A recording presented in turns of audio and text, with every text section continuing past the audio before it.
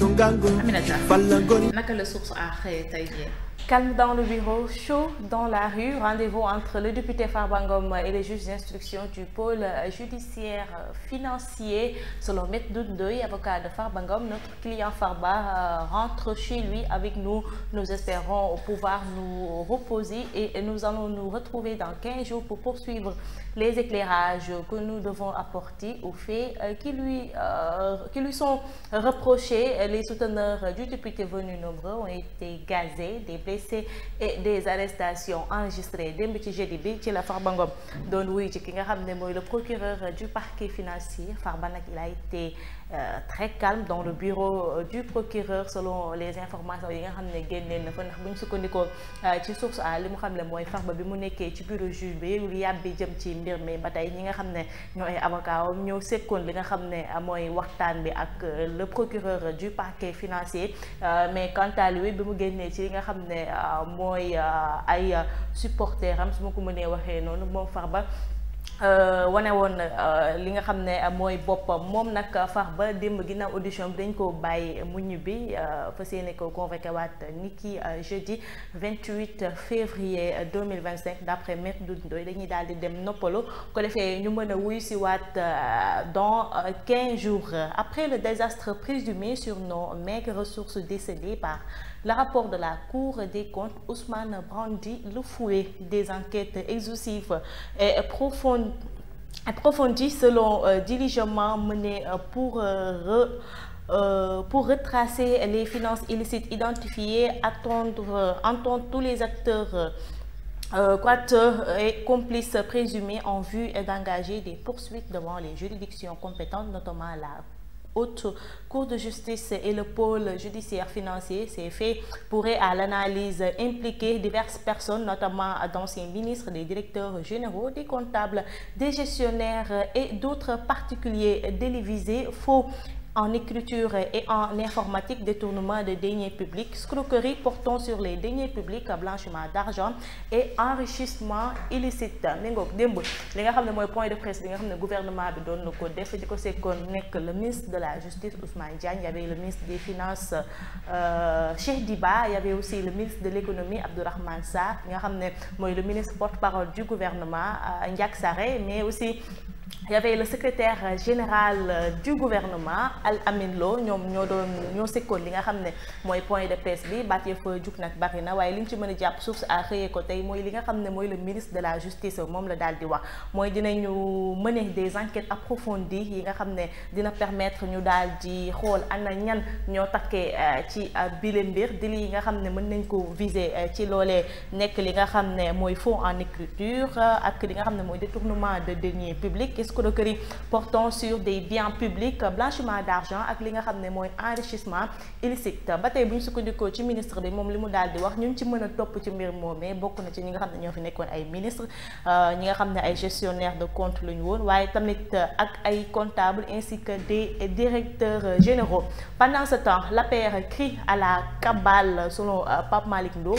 li nga xam ne moom la ñu tënk ci rapport bi mu nekk dans le fond comme dans la forme dara baaxu ci ndax il suffit que nga daal di xool bu ñu sukkandikoo ci moom Pape Malick Ndour moo lay wan ne ces chiffres wala boog certains de ces chiffres sont manipulés et ne sont même pas conformes à ceux produits par l'ancien régime et contenus dans les différentes lois et règlements. Si la Cour des comptes y décède des incohérences, il y a lieu de s'interroger sur la qualité du rapport du nouveau gouvernement. Le rapport non mentionné jéego na journal bi ñëwaat. Voilà mu ngi ne le rapport n'a mentionné ni sanction dans ses recommandations, encore moins d'éventuelle ouverture d'informations judiciaire. Par quelle alchimie le ministre de la Justice est arrivé à définir des catégories d'infractions et des personnes qui devront répondre devant les juridictions compétentes. Voilà foofu mi ngi samp am laaj jëmale ko ci ki nga xam ne mooy ministre de la justice bu ñu sukkandikoo ci Pape Malick Ndour moom mi ngi laajte ministre bi moom ci lan la tënku ba taxa mu ne dinañu daal di mener une enquête approfondie daal di mën a xool ba mën a xam ana ñan ñoo ci takkee wala ñu laale ci ba ñu mën leen topp moom Pape Malick Ndour loolu la daal di wax. ñu fàttali ni rek démb ñoom it après li nga xam ne mooy point de presse gouvernement bi ñoom it amal nañ ab point de presse foofee ci seen siège ca Mermoz addu jëmale ci li nga xam ne moom la rapport bi daal di wax daal di nag weddi lépp li nga xam ne gis nañ ko ci bile rapport. Diego ñu dem si beneen journal. Le Soleil la moom ci xatum bu njëkk ñëwaat na aussi ci li nga xam ne mooy point de presse gouvernement bi démb mesures correctives des comptes publics les 3 axes de la rémission. Selon Le Soleil, en conférence de presse, le gouvernement a dévoilé les actions qu'il compte mettre en œuvre pour embellir les finances publiques. Des décaissements du FMI et la Banque mondiale attendus en juin, possible poursuite judiciaire pour différentes infractions contre certains dignitaires de l'ancien régime. L'ancien parti au pouvoir rejette tout le rapport de la Cour des comptes mi nga comme ni ko source a defee ñoom it ci noonu lañ ñëwaat nañ ci li nga xam ne mooy éclaircissement yi par rapport à ce rapport. Cheikh Diba àdduna jëmale ci li nga xam ne mooy FMI ginnaaw bi Ousmane Sonko defee ces révélations moom dafa daal di bankoon loxoom ci ñun daal di ne day xaar li nga xam ne mooy rapport bi mu génn ngir mu xool ba xam day wéyal li nga xam mooy say financement fii ci suñu réew. waaye bu ñu sukkandikoo ci ministre bi démb li ñu ko dégg mu daal di wax on peut attendre ci li nga xam ne mooy décaissement bu FMI ak Banque mondiale d'ici juin 2025. aca jéego ñu dem Libération ci xëtam bu njëkk ñëwaat na ci l'affaire Matar Diagne. L'autopsie et l'enquête confirment la thèse du suicide. Voilà démb la ñu jot li nga xam ne mooy rapport final autopsie bi li mu daal di wax mooy que ñu s'est confirmé Matar Diagne s'est bel et bien suicidé. ba ci noonee effectivement ba ci noonee la ñu daal di jébbal corps bi nga xam ne mooy seen waa kër ci noonu la ñu ko daal di denc démb foofii ca sëkk Kër Massar. Affaire Farba Ngom et Tahirou Sarr, ce que le parquet financier demande au juge selon Libération dans son réquisitoire introductif. Le parquet financier a demandé contre Tahirou Sarr l'ouverture d'une information judiciaire pour association de malfaiteurs en vue de commettre une escroquerie sur les deniers publics, blanchiment et escroquerie sur les deniers publics portant sur 91 milliards. Il vise Farba Ngom pour complicité de ses chefs et réclame contre eux le mandat de dépôt. Le dernier mot revient au président du collège des juges d'instruction financiers qui a transmis hier à leur conseil le réquisitoire introductif du parquet financier et de rapport de la CENTIF avant de reporter les comparutions. Les partisans de Farba se mobilisent devant le siège du pôle judiciaire. La police use de grenades lacrymogènes. Farba repasse le 27 pendant ce temps. Tahirou Sarr, il doit repasser le 28 février. Moom ci dossier moom Tahirou Sarr kii di procureur mi ngi sàkku li nga xam ne mooy mandat de dépôt contre lui ak ki nga xam ne mooy Farba Ngom. Pour ki nga xam ne nag mooy Tahirou Sarr moom lim ko bëgg a toppee mon procureur mooy association de malfaiteurs en vue de commettre une escroquerie sur les deniers publics, blanchiment et escroquerie sur les deniers publics portant sur 91 milliards. Mo loolu la bëgg a toppee Tahirou Sarr. Li nga xam ne mooy Farba moom mi ngi koy toppee li nga xam ne mooy complicité. ci noonee la sàkku à ce que ñu daal di leen di mandat de dépôt. waaye nag dernier mot bi ñi nga xam ne ñooy collège bi regroupé juge d'instruction financier yi ñoom ñoo ko daal di yor. ginnaaw démb ba ñu paree ci loolu la ñu renvoyé li nga xam ne mooy audition yi ba le 27 ak le 28 Farba mooy wuy ji jeudi 27 ki nga xam ne mooy Tahirou Sarr mooy wuy ji vendredi 28 aussi démb y avait eu des affrontements foofii nga xam ne mooy buntu pôle mooy buntu parquet financier. Il y a eu des affrontements entre nos forces de l'ordre ainsi que ñi nga xam ne ñoo ñëwoon apporter seen soutien à Farba Ngom. Rapport de la Cour des comptes sur les finances publiques, le garde des Sceaux annonce des enquêtes.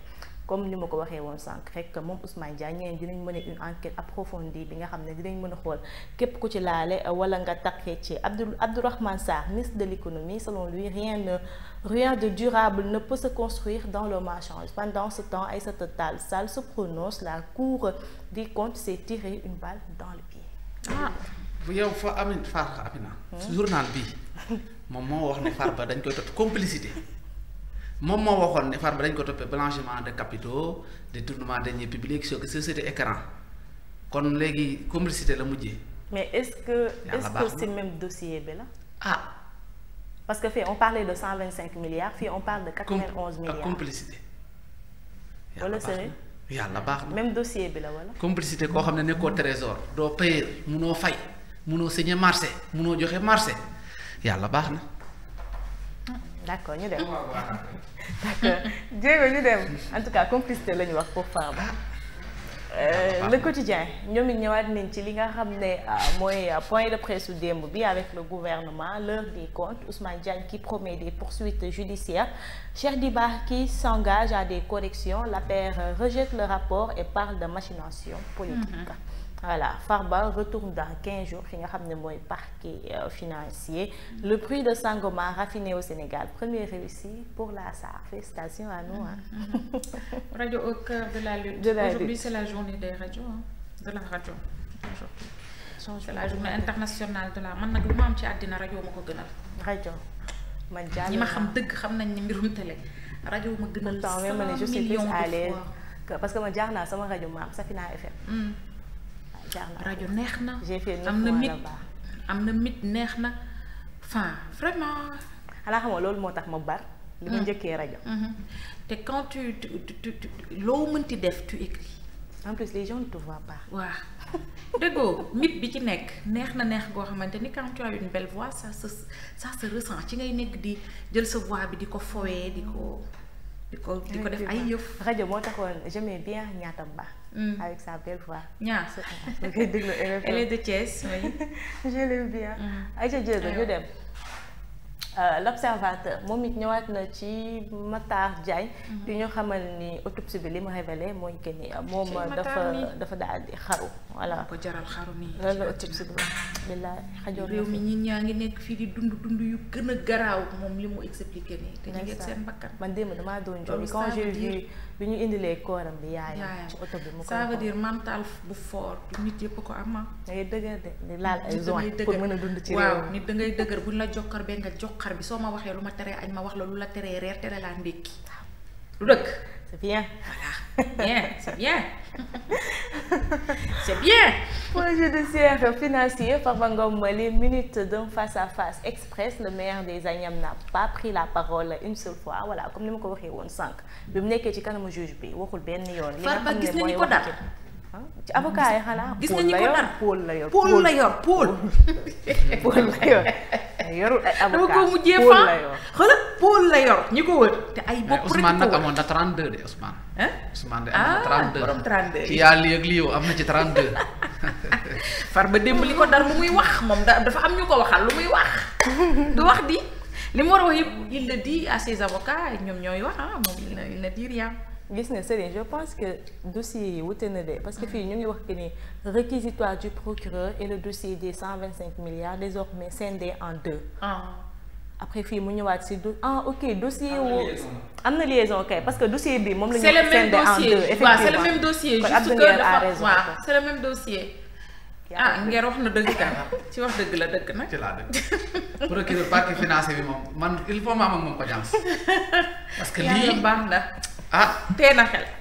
Voilà, la guerre des chiffres entre le pouvoir et l'ancien régime. Voilà, Cheikh Diba, Ousmane Diagne ak Abdourahmane Sarr ainsi que yeneen ñaari ministres yi wax nañu démb Pape Malick Ndour Aïssata Tall Sall génn daal di weddi ne li nga xam ne mooy irrégularité yi nekk ci rapport bi bari na ba tax na ñoom manipulation la ñu daal di jàppee. loolu anecdote sur les plus folles promesses d'amour Saint-Valentin. D'accord. Jéego ñu def Valentin yi fi xale yi yow moom xam naa di nga Valentin tey c'est Valentin la sa darab yu weex sànni ci say bouquet yu xonq sol rouge noir ñun mag ñi nag. sama maam laay def cadeau Saint-Valentin. Saint-Valentin man nga sama caat mais. xoolal Saint-Valentin c'est feetu mbëggeel Saint-Valentin fête tragédie la di. il s'appelle Valentin. waaw dañ kaa pendre. dañ kaa pendre waaw Valentin dañ koo pendre di.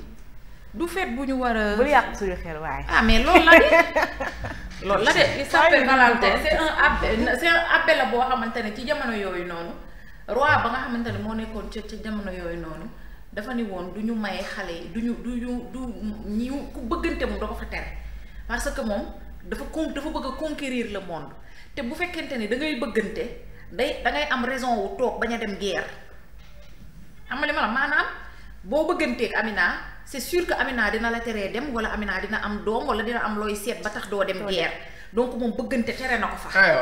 Valentin nag di maye nit ñi in the pep ci église yi di maye nit ñi loolu lañ ko jàppee.